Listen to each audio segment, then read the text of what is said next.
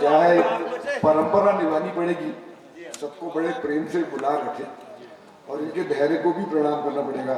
विधायक जी, विकास जी, एक बहुत छोटी सी भूमिका में आपको बुला लेता हूँ, आपके मन का दर्द पड़ देता है कि कुछ नगद तो कुछ उधारी लिए बैठे हैं, कुछ नगद तो कुछ उधारी लिए बैठे हैं, सभी अपनी अपनी सुनाने की बारी लिए बैठे हैं।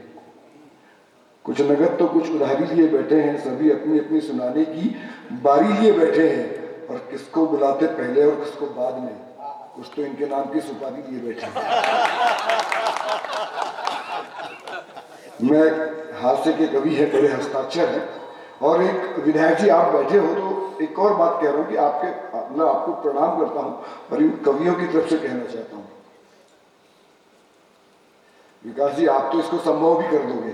वो अपनी आकांक्षाएं पढ़ के गए भी, राजेश जी मैं भी पढ़ देता हूँ कि कवियों का अखबार रहे, कवियों का अखबार रहे, कवियों का दरबार रहे, कवियों का अखबार रहे, कवियों का दरबार रहे, हम चाहेंगे दुनिया में बस कवियों की सरकार रहे। जी आप सबको पुनः नमस्कार करता हूँ। जितनी मुझसे मेहनत हो सकी वहाँ से मैंने की, कुछ गलती हुई तो मैं क्षमा चाहता हूँ और 2-4-5 मिनट आपके बीच में रहूँगा। जहाँ से बात की उन्होंने हिंदी दिवस की, हम हिंदी में कविता पढ़ते हैं पर मैं हिंदी पे कविता पढ़ना चाहता हूँ 58 सेकंड की। क्या बात, 1 मिनट से काम। यदि भारत माँ का श्रृंगार हम भारत की जितनी भाषाएं हैं उनको मानकर करें तो तस्वीर क्या बनती है। केवल इतना याद रखिए कि कौन सा गहना, कौन सा आभूषण कहाँ पहना जाता है। जैसे हमारा हाथ जाता है तो अंगूठी, यहाँ तमिलनाडु आता है अंगूठी, या किस भाषा की क्या व्यवस्था, क्या विशेषता है ना, सब भाषा। बड़े गर्व से शीश झुकाकर कहता निश्चल निर्मल मन, भारत माँ को आज सजाएं भाषाओं के आभूषण, बाजूबंद उर्दू के बांधे। एक एक पंक्ति पर सुनना, अच्छा लगे तो बताना। बाजूबंद उर्दू के बांधे, हाथों में गुजराती कंगन, उड़िया के कुंडल कानों में मलयाली पायल की छन छन। तमिल मुद्रिका नथ पंजाबी असमी बड़ी सयानी है, पैरों में है कन्नड़ बिछिया चुनर राजस्थान। पैरों में है कन्नड़ बिछिया चुनर राजस्थानी है, बालों पर है चमक डोंगरी, माथे पे हरियाणवी लाली, कमर पे साजे करधनी तेलुगु, हार गले का बंगाली। तो सब भाषाएं, सभी बोलियां भारत माँ की खाती है, बहुत मधुर है मणिपुरी भी, मीठी सिंधी मराठी है। जिस बात के लिए कविता लिखी कि भाषाओं के आभूषण से, भाषाओं के आभूषण से यूं श्रृंगार तो पूरा है, पर हिंदी की बिंदी के बिन सब श्रृंगार अधूरा।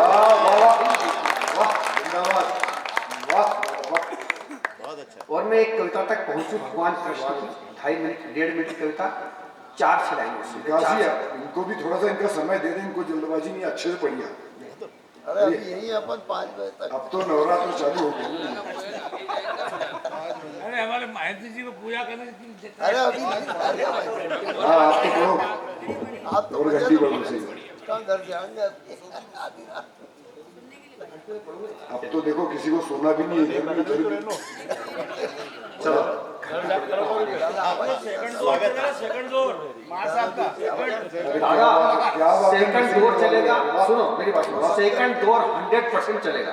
हम वादा करते हैं, एक वादा विकास जी से लो, 1 दौर का पेमेंट तो हो गया,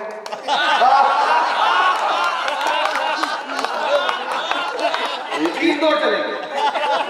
कोई ट्रेन नहीं हमारी, हम झूठ बोल रहे हैं, हवाई जहाज छोड़ देंगे, आप चिंता मत करो।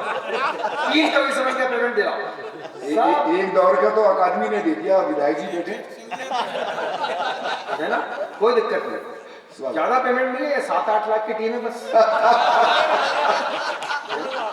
मुझे 1.5 लाख बड़ी मुश्किल से दिए, दिख करके बड़ी मुश्किल से। ठीक, कोई बात नहीं है, कोई बात। भगवान कृष्ण 16 कलाओं के मालिक, 16 कलाओं के मालिक को मैं 16 पंक्तियां भेंट करता हूँ। मैंने 25-27 साल पहले कविता लिखी थी, एक कथा का साथ, कथा काव्य है, इसको 1-2 मित्र हैं जो सुना देते हैं, पर कविता मेरी है। उनसे सुने। स्वागत। वो कविता नहीं सुनाते, गद्य पद्य सुना देते हैं, सुन के सुनाते हैं। भूमिका यह है कि जैसे इस माइक का गुणधर्म है हमारी आवाज आप तक पहुंचाना, पानी का गुणधर्म है प्यास बुझाना, आग का गुणधर्म है जलना और जलाना। यदि अच्छे कार्यों की हमारी आदत हो जाए तो काम वही करते हैं जो हमारी आदत पे शामिल होता है, फिर चाहे हम किसी भी औचित्य अवस्था में हो। दोस्तों 16 पंक्तियों में 15 पंक्ति ताना बाना है, एक पंक्ति कविता है जो 16वीं पंक्ति है। लेकिन आपके दिल में जो भी बात, जो पंक्ति आपको लगे कि यहाँ पर मुझे दाद देना है, समर्थन करना है, ताली बजाना है, ऐसा मन करे तो उस क्रिया को रोकना मत। मेरा इतनी भूमिका है, कविता शुरू करें। स्वागत। कुछ लोग कहते हैं कृष्ण माखन चोर थे, कुछ कहते हैं कृष्ण चितचोर थे। वृंदावन की गोपियां कृष्ण को रंगे हाथ चाहती थी पकड़ना, ताकि यशोदा मैया छोड़ सके अकड़ना। मैया कहती थी कि मेरा कहना केवल गायों को चराता है, और गोपियां कहती थी आपका कहना तो माखन चुराता है। तो सब गोपियों ने एक जुगत निकाली, सबने माखन मटकी के साथ आरती के समय बजने वाली एक एक घंटी लटका दी, और कमरों में तानों के बजाय केवल कुंडी अटका दी। कृष्ण पहले तो करते रहे हंसी ठट्ठा, फिर गोप ग्वालों को करके इकट्ठा, माखन चोरी के लिए एक घर में किया प्रवेश। घंटी को बदे देखा तो घंटी को दिया आदेश, एक घंटी मैं कृष्ण, तूने मुझे पहचाना।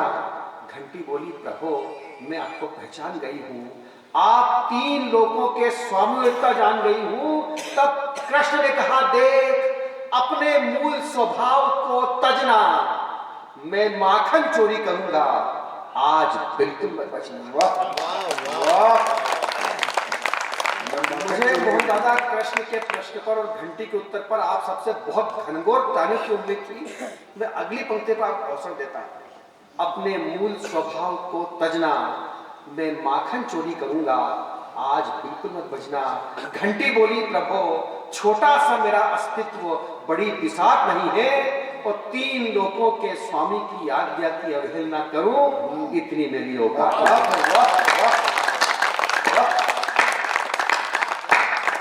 और अब मैं आपसे प्रार्थना करता हूं, तालियों को रोकना समेटना, किसी पंक्ति पर आपका मन करेगा कि ताली बजाना है, उसे इकट्ठा करना। हम आखिरी में राम कृष्ण की आराधना करेंगे। कृष्ण मन सुखा के कंधे पर चढ़े, घंटी नहीं बजी। कृष्ण के हाथ माखन मटकी की ओर बढ़े, घंटी नहीं बजी। कृष्ण ने मटकी को हिलाया, घंटी नहीं बजी। कृष्ण ने माखन गोप वालों को खिलाया, घंटी नहीं बजी। कृष्ण ने दूसरी मटकी पर हाथ डाला, घंटी नहीं बजी। कृष्ण ने मटकी में से माखन निकाला, घंटी नहीं बजी। और कृष्ण ने माखन जैसे ही अपने मुंह में डाला, घंटी बज गई। विकास जी, मोहन दादा यहाँ समाप्त हो गई। 15 पंक्ति से एक पंक्ति कविता हुआ थी। अब इस पर ताली कैसे बजाना है? जैसे मंदिर के शिखर कलश होते हैं, आपके सर पर बजती हुई ताली कितने भक्ति भाव से, कितनी आस्था से, कितनी शक्ति से और कितनी अवधि तक बजती है कि आपके और भगवान राम के और कृष्ण और कविता के प्रेम के प्रति प्रेम का परिचय होगा। तो कृष्ण का प्रश्न, घंटी का उत्तर और एक एक व्यक्ति के हाथों के माध्यम से मंदिर के शिखर कलश का निर्माण। कृष्ण है महाराज, घंटी तेरे कारण ही रंगे हाथों पकड़ा जाऊंगा आज। तब घंटी ने उत्तर दिया प्रभु, तब घंटी ने उत्तर दिया प्रभु सालों साल का मेरा शाश्वत स्वभाव कभी सो नहीं सकता। सालों साल का मेरा शाश्वत स्वभाव कभी सो नहीं सकता। अरे 3 लोगों का स्वामी स्वयं भोग करे, सुभोग ग्रहण करे और मैं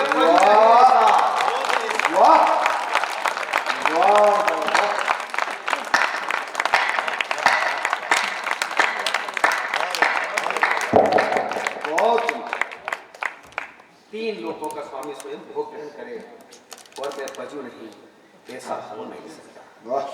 इसी मनोभाव की आधा मिनट को स्वागत स्वागत स्वागत पढ़िए।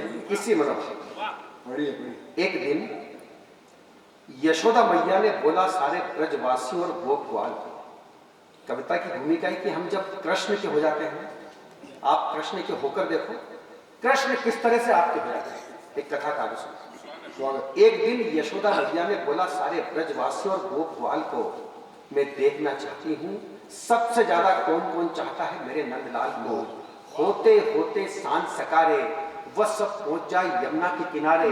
यमुना के तीर भीड़ लग गई भारी, क्योंकि कृष्ण की दीवानी थी ब्रजभूमि सारी। यमुना के इस छोर से उस छोर दो पेड़ों से बंधी हुई थी कच्चे सूत की डोर। मैया ने कहा, जो इस कच्चे सूत की डोर पर चलकर इस छोर से उस छोर जाएगा और उस छोर से इस छोर आएगा, वही मेरे कृष्ण का सच्चा दीवाना कहलाएगा।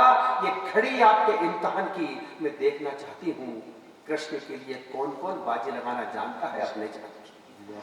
पसर गया सन्नाटा, छा गया मौन, कच्चे सूत की डोर पर चलकर मरना चाहता है कौन। सबने कहा, मैया ये काम हमें करना नहीं है, हम कृष्ण के लिए जीना चाहते हैं, हमें कृष्ण के लिए मरना नहीं है। चारों तरफ उदासी छा रही थी। देखा तो भीड़ को चीरती हुई राधा रानी चली। राधा के सामने रखा यही प्रस्ताव, राधा ने आओ देखा न ताओ, और चलकर कच्चे सूत की डोर पर राधा पहुंची उस छोर और लौट आई इस छोर पर।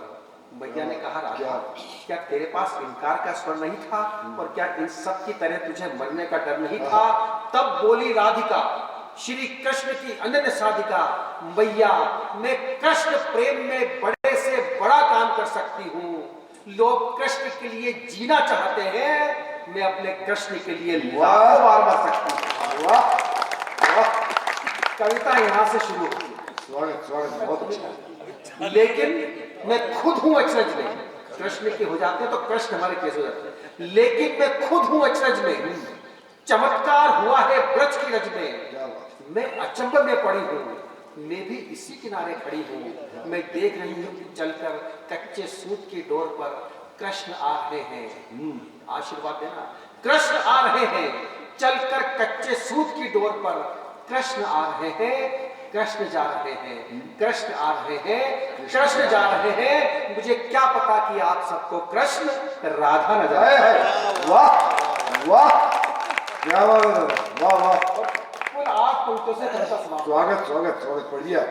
लोग कहते हैं, मैं विनम्रता से कहता हूँ, ये बात जो बोल रहा हूँ शायद मैंने कभी पढ़ी नहीं और शायद लिखी नहीं गई। बात पहुंचे कि वास्तव में नहीं लिखी गई, तो एक एक व्यक्ति का और खासकर कवि देश भर में पढ़ते हैं, इन सबका भी समर्थन चाहता है। स्वागत स्वागत। गंगा नदी बहती हुई दिखती है, यमुना नदी बहती हुई दिखती है, रामायण बहुत अच्छी पंक्तियां हैं, बहुत अच्छी। लेकिन सरस्वती गुप्त है। मैं कहता हूँ सरस्वती नदी रोज बहती है, रोज दिखती है, रोज बह रही है। कैसे बह रही है मेरा ताकि देखो। स्वागत है, स्वागत। गंगा में बहती है अमृत की धारा, गंगा में बहती है अमृत की धारा, यमुना नदी का जल कारा कारा, सरस्वती नदी धरती पे गुप्त रहती, कवियों की कलम से रोज कागज पे बहती। वाह वाह, कवियों की वाह, क्या कह रोज रहे कागज पे क्या बहती। कह रहे।